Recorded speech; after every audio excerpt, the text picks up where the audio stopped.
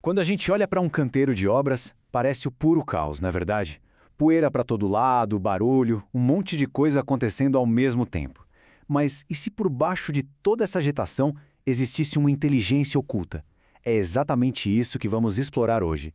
Como transformar essa desordem aparente em um verdadeiro modelo de eficiência e controle. Olha só a diferença. De um lado, o caos em ação.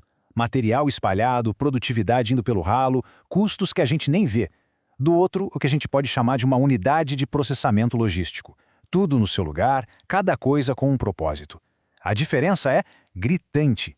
E, o mais importante, isso não acontece por acaso não. É resultado de um projeto, de um plano.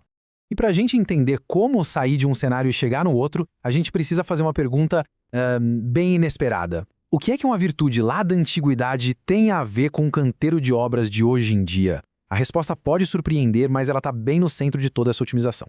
Mas antes de falar da solução, vamos mergulhar um pouco mais fundo no problema.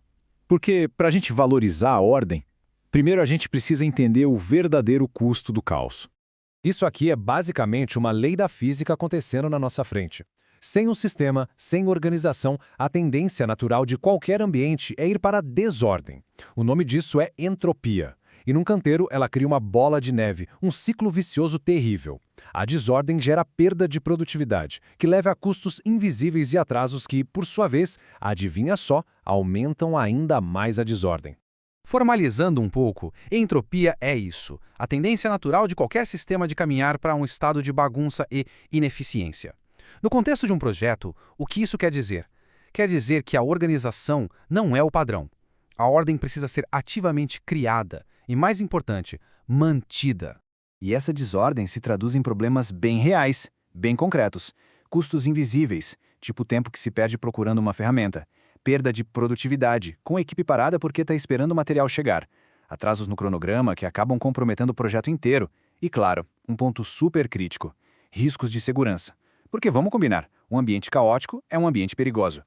Ok, então se a desordem é o estado natural das coisas, como é que a gente luta contra isso? A resposta não é sair arrumando a bagunça o tempo todo, mas sim mudar a nossa forma de enxergar. A gente precisa ver o canteiro não como um depósito, mas como um sistema vivo. E aí entra a teoria geral dos sistemas. Pensa assim, o canteiro recebe insumos, o que a gente chama de inputs, materiais, ferramentas, informação. Depois ele processa tudo isso através da construção. E no final, ele gera saídas de valor, os outputs. A estrutura pronta e, claro, o lucro. Entender isso é fundamental. O canteiro não é só um lugar para guardar coisas. Ele é um ecossistema de transformação. E todo ecossistema precisa de um cérebro, de um mecanismo que regula tudo. E qual é o motor, o cérebro que faz esse sistema todo girar? A logística. É a logística que é a inteligência por trás de tudo, garantindo que o material certo chegue no lugar certo, na hora certa, para ser usado da forma mais eficiente possível. Só que, uma logística de primeira exige mais do que só um bom planejamento. Exige uma virtude.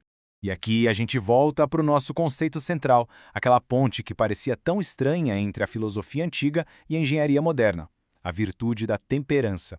Mas calma, esquece a ideia de virtude moral por um segundo. Na engenharia, temperança é um princípio de otimização pura. Ela é o equilíbrio, a moderação. É encontrar aquela medida exata, o ponto perfeito entre a falta, que é a própria produção, e o excesso, que gera desperdício. E essa imagem aqui ilustra isso de uma forma brilhante. Os extremos custam muito caro. Olha só, à esquerda, a escassez, a falta de material deixa a equipe de braços cruzados. À direita, o excesso de material gera perda, roubo e ainda ocupa um espaço vital. E ali no meio? Ali está a temperança operacional, o layout otimizado que maximiza o valor e minimiza o desperdício. Vamos detalhar um pouco mais. De um lado, a escassez, o ter de menos. Isso causa ociosidade da equipe, atrasos no projeto e aumenta, claro, os custos de mão de obra. Do outro lado, o excesso, o ter demais. Isso gera desperdício, perdas por dano ou até por roubo e sufoca o canteiro, ocupando um espaço que a gente precisa para produzir. Moral da história? Os dois extremos são péssimos para o projeto. E essa citação resume a filosofia toda de forma perfeita. Administrar materiais com temperância é ter o necessário sem desperdiçar o essencial. E o que é essencial aqui? Não é só material não, é também o tempo, o espaço e o capital investido. Tá, muito bonito na teoria, né? Mas e na prática? Como é que a gente traduz essa filosofia em ações concretas no dia a dia? Vamos ver agora a logística em ação. Tudo começa na porta de entrada do canteiro. O processo de recebimento de materiais não é só uma formalidade, um ok, chegou. Ele é o filtro de proteção do projeto inteiro. É nesse momento que a gente impede que o material ruim contamine todo o sistema, causando problemas que só iriam aparecer lá na frente, quando o prejuízo já seria enorme.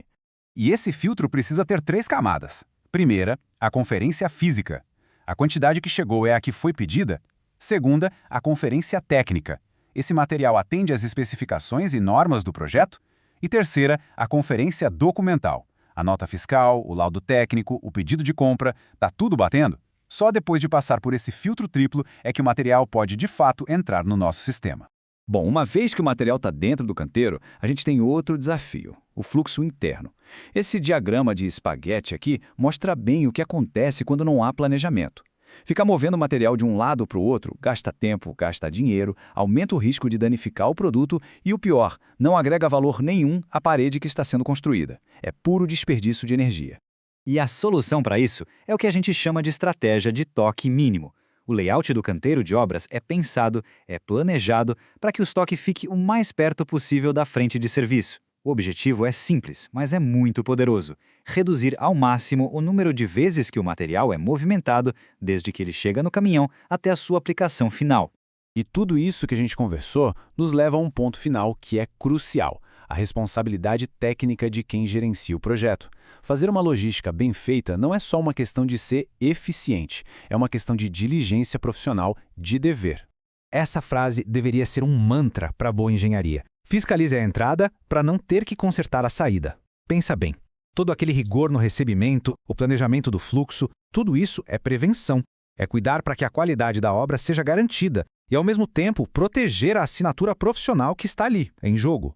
E aqui a gente vê como isso tudo se amarra com a segurança jurídica.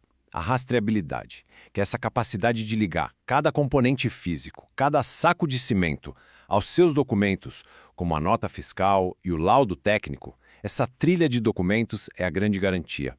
É ela que protege a responsabilidade técnica do profissional.